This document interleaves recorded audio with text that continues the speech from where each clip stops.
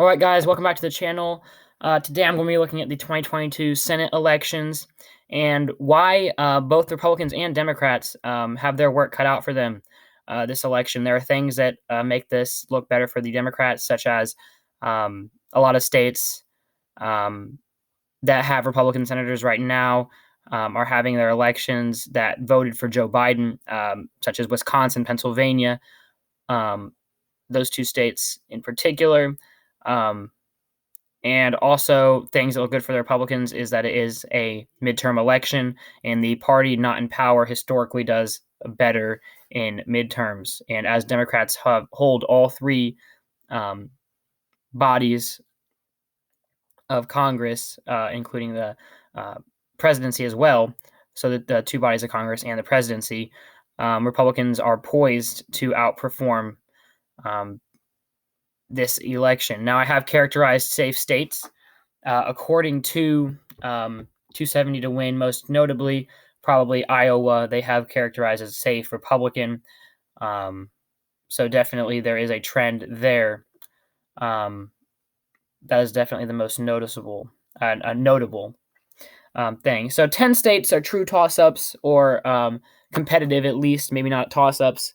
Some of them definitely lead strong one way or another. But yeah, I am basing it off of the 270 to win map, which basically has it as a toss up as well. 49 for Democrats, 48 Republicans is what is projected, with three unknowns in Pennsylvania, North Carolina, and Georgia. And I will be looking at these states. They have like some small win margins in Nevada, Arizona, Wisconsin, and Ohio, and New Hampshire. So let's go through each of the 10 states now. Looking at the 2016 United States Senate election in Nevada, the last time that Masto was up for election. This was her first term as candidate for Congress. She had previously been the state's attorney general, and she defeated Joe Heck, the representative, by roughly 27,000 votes. Looking down at the map, you can see that actually every county but Clark County voted for Joe Heck, and he was still unable to win the state. Now, neither can Masto particularly is not a very popular or one of the most popular candidates um, in Nevada. As you can see, neither candidate actually got 50% or even really came close. About 8% did go to and the other candidates. I think I don't know the other candidate who it was, but libertarian, and there were independents. It says so. But again, the primary candidates did not get much of the vote, and this was a presidential election year, which Hillary Clinton did win the state by about 2%. So, looking at this midterm election, where a turnout is not usually as high because people sometimes only turn out for presidential elections rather than midterm elections for representatives and senators. So I do think this state will be exceptionally close, probably even within the 1% margin. But as of right now, with the red wave year, it is looking like it will be after Republicans do not hold a single body in the legislative branch. I do think Republicans have a slight advantage in winning the state right now, considering how the state is moving more red. Even looking at the presidential election in 2020, Trump outperformed his 2016 numbers in Nevada, something he did in very few states. Okay, moving on. So I have characterized that as tilt Republican, less than 1%. Arizona, special election in 2020. Mark Kelly will be up again after serving 2 years. After he replaced Martha McSally. Martha McSally was appointed by the governor Doug Ducey in I think it was 2018. Yeah, it was. It says 2018. Yes. So Martha McSally replaced him after appointment. And Mark Kelly, being a popular Democrat in the state, Mark Kelly, his wife was tragically shot. Used to serve in Congress. Uh, Gabby Giffords is his wife, and she basically people rallied behind him in support of his wife. And Martha McSally is not the strongest candidate for the Republicans in that state either. She's really more of a John McCain-esque version, which John McCain used to hold the seat, but she ran, and she did also notably run in 2018, I believe. If we go back to the last election, oh no, it would be 2016, wouldn't it? Yeah. So she actually ran in 2016 against Kirsten Sinema. If it'll load. Oh, there wasn't. Oh, I don't. Oh, I see why. Because it says special. Never mind. Let me get rid of that. Senate election, and was it 2018 though? I think it was 2018. Yeah, it was. Okay. So as you can see, she ran in 2018. Kirsten Sinema, a very, very moderate Democrat, in the state. She did win by a pretty good margin. So Martha McSally was really just not the most popular candidate in the state of Arizona. So I think they will have a new candidate. But looking at it as of right now, Mark Kelly running again. He is a popular Democrat. He isn't the most. He isn't a far left. He's definitely middle left. Probably a little bit more left than middle. More left than Sinema, definitely. But I don't think he will lose the election, as he is quite popular in the state of Arizona. He did much better than Joe Biden did in the state. So if we look at this, I do think the Democrat will win, probably by a lean margin. Not likely, not tilt, but lean, which is between 1% and 5%. And again, now with those two, it's 46-46. Going to Colorado, 2016 last time. Michael Bennet ran against Darrell Glenn, and Michael Bennet won by a pretty large margin. And Colorado is not showing any signs of turning away from the Democratic Party. Without much getting into this one very deep, I don't think Republicans stand a chance or truly have a chance of defeating him. So I think it is likely blue. Going to Wisconsin. Wisconsin's an interesting one. Because there is a Republican senator there right now who is probably who's more popular in the state than most Republicans are. Again, Ron Johnson in 2016 won by about 3.5 points, and he is up for re-election. Russ Feingold had previously been a senator from there, and he ran to try to get his seat back, and he could not do that. So he ran in both 2010 and 2016, and he was ousted by Johnson in 2010. However, if we look at 2010 as compared to this one, Johnson did better, about 1.7 percentage points better than he did this last election. However, they will not have Russ Feingold running again. So it is a tougher hold for Republicans. However, with it most likely being a red wave year, Wisconsin is definitely a state the Republicans see as a state they must definitely hold to have a chance of flipping this state. So I do think it will probably be closer. But I do believe Republicans will win the state by a likely margin, or Johnson will. If Johnson, for some reason, does not run for re-election, different story. We'll go next to the state of Ohio. Now, Ohio, again, I think of this one like Colorado. Portman, the only difference is Rob Portman will not be running for re-election. He was very popular in the state. He's not running for re-election, so that does change things. Excuse me, a little bit. There is a Democrat. The other senator in Ohio is a Democrat, and but he is a more popular Democrat there. He has been, I think he's on his third term now, so kind of one of those that got in, and then the Ohioans didn't that he didn't particularly do anything that they didn't like, so they continued to elect him.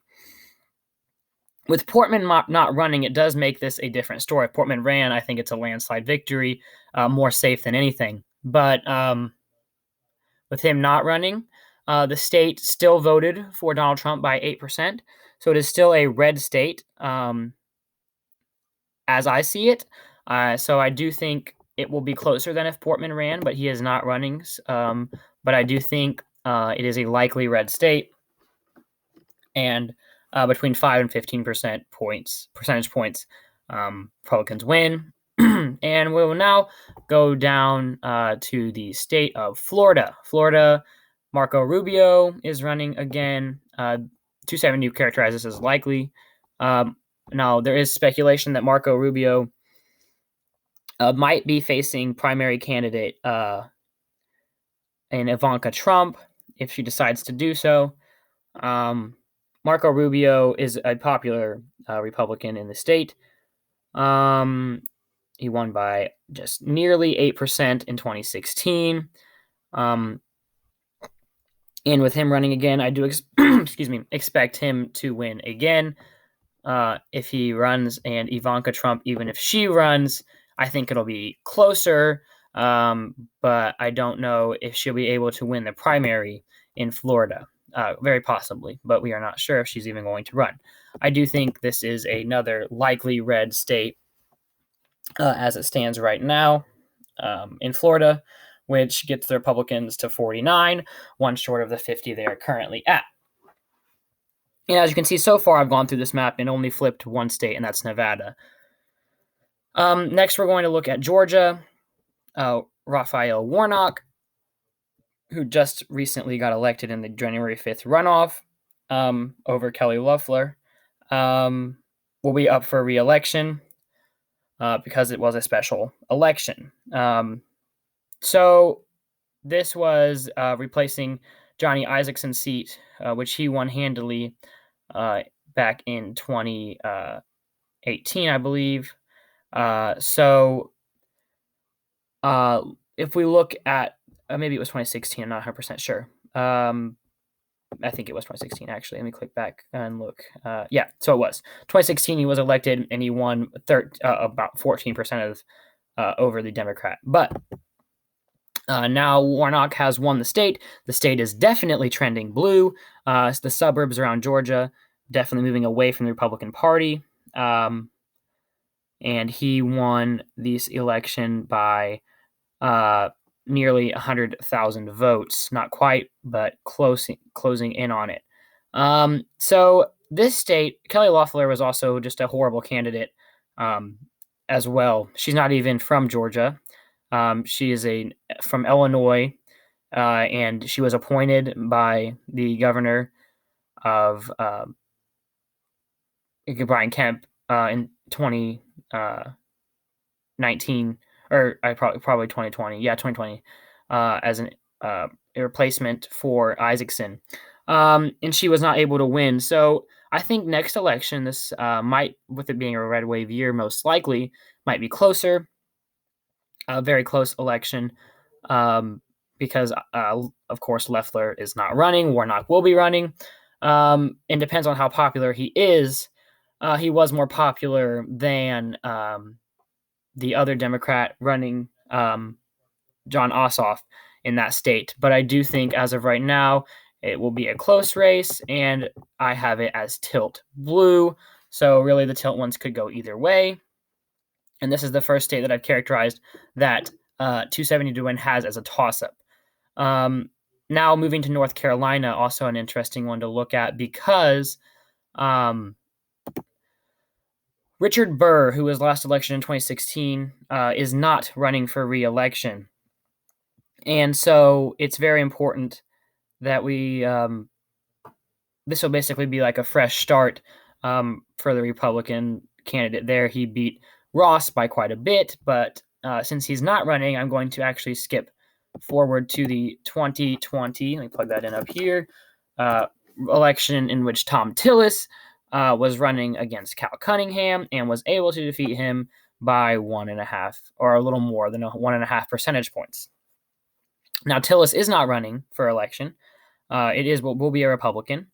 In this state will be I believe so close that really if the presidency were in different hands, this could go the other way. But because it was looking like a red wave year, and the Republicans already do have a slight advantage with Burr retiring and Burr's popularity. So his the person who replaces Burr, Republicans will likely will want to vote for him.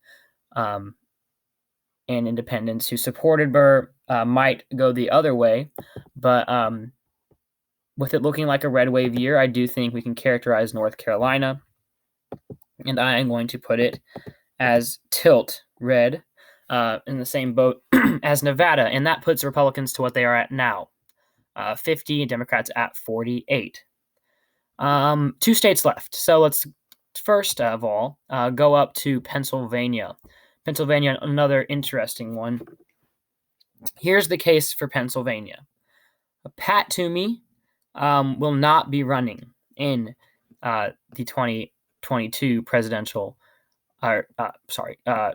midterm election. He will be retiring, and that's a big difference in the state of Pennsylvania because Pat Toomey was a popular Republican in the state, and even then he could only just barely squeeze out a victory over McGuinty in 2016. If we look at the most recent Senate election in Pennsylvania, which would be 2018,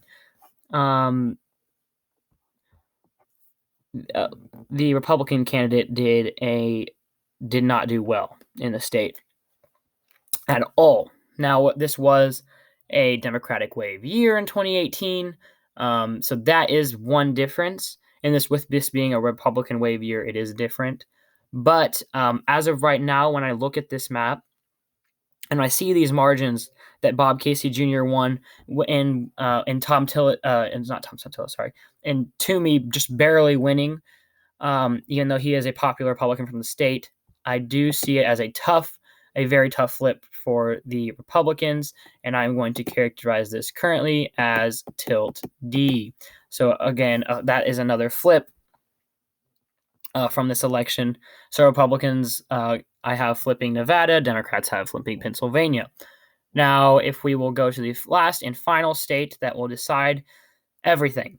If Democrats win it, they hold the majority. If Republicans win it, they take the majority and power away from Chuck Schumer, and the leader becomes Mitch McConnell, or whoever at the time is still serving. If he is not serving, I know his seat is up for a re-election. He will likely rerun if he wants to and can.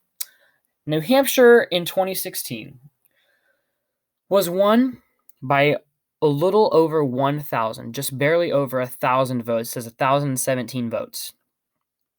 A winning margin of 0.14% for Hassan Maggie taking it away from Kelly Ayotte, or however you say her name, I'm not sure. But she was the incumbent, and she did lose to Hassan, the Democratic candidate, just barely. With this being this election particularly, 2016, was a presidential election, so turnout will be higher than it was this election. But Hassan will run again. We do not know who will run for the Republican candidate. There's actually talk that Sununu, the governor, the popular governor of New Hampshire, may run for the Senate. If that happens, Republicans can quite an easier win for them in this state. And Kelly Ayotte, I think that's how you say it again, she also could run again to try to get her seat back. Only losing by 1,000 votes, very possible that she will do the same and try to win it back. But looking at, if we go forward to 2018, 2020, I guess. I didn't know that they had a seat up for election. Let me see if that's, yep, okay. And Shaheen won by 15.5 percentage points, winning every county. Definitely popular Democrat. So as of right now, if we look at the state of New Hampshire, and the candidate could vary, I do think, in all honesty, that right now it looks best for the Democrats, just barely. So, such a small margin. Could go either way, really depends on who runs. I don't think any Republican, if Sununu or Kelly Ayotte doesn't run, I don't think that this chance has a chance of flipping at all. Any other Republican doesn't stand, I don't think, a chance. If one of those two do run, it's a different story. And I'm going to assume that they do pick a popular Republican. The Republican Party will probably want to do that. But right now, I am going to characterize it as tilt D. So basically, I have, through this, have 5 states that I think are actually tilt, could go either way. But Democrats do have the advantage, and I think the majority will stay the same. As of right now, Democrats hold majority. Republicans do flip Nevada's Senate seat, and Democrats do flip Pennsylvania's by a small margin. Again, with these margins being so small, I think that that it's going to be, it could really go either way all the way up until Election Day. And once we know the candidates that are running, it is a much different story for states, especially like New Hampshire and Pennsylvania, where popular Republicans could win, and also in a state like Nevada or North Carolina, where a popular Democrat could run and flip the state, also Wisconsin. So again, as of right now, going through each of these, it's looking best for the Democrats. The Republicans have their work cut out for them, definitely. Again, holding states like Wisconsin and North Carolina are going to be exceptionally tough. And Democrats, again, will try to hold states like Georgia and even New Hampshire. And it'll really be a close election. Again, will likely be a red wave year. I took that into account when making this. But again, it all depends on turnout and who the candidates are. So thank you all for watching. Please like and subscribe for more videos. And I hope that you guys all have a good rest of your days. And please, again, check out my Twitter. You can check out my Twitter. I tweet a lot at Tyler Shasteen, same as this channel, just at Tyler Shasteen. And I will be making more videos soon. I might be making a House video soon to why the Republicans are looking much better in the House than in the Senate in 2022, with such a small majority already for the Democrats. All right, that'll be all. Again, please like and subscribe, and I will see you guys next time.